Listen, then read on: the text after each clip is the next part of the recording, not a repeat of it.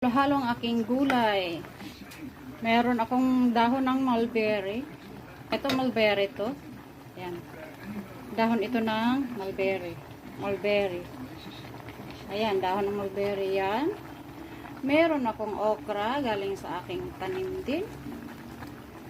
Meron akong talong galing sa aking tanim din.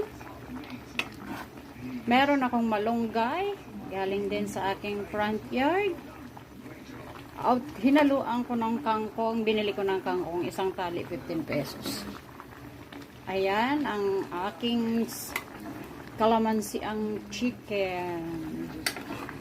Kasi gusto ko sabaw. Marami yung okra na yan. Hindi ko inubos.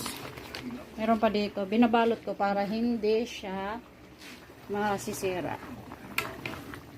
Ang aking mulberry, aking inano yan, sinabay sa chicken pag gisa. Ay, oo, yan. Kasi medyo matigas siya konti. Ayan, malambot na siya. Ito is dahon ng mulberry. Ayan.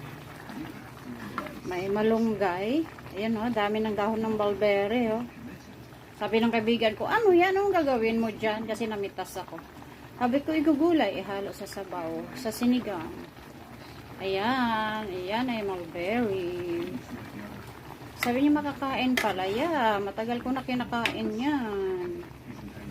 At malunggay. Ayan, malunggay. Haluin natin. Tama na, kay malabog na. Tama na. Okay guys, kakain na. At ako'y nagugutom na. Thank you for watching. Thank you for watching.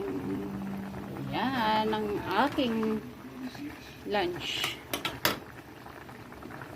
Yum yum. Thank you so much.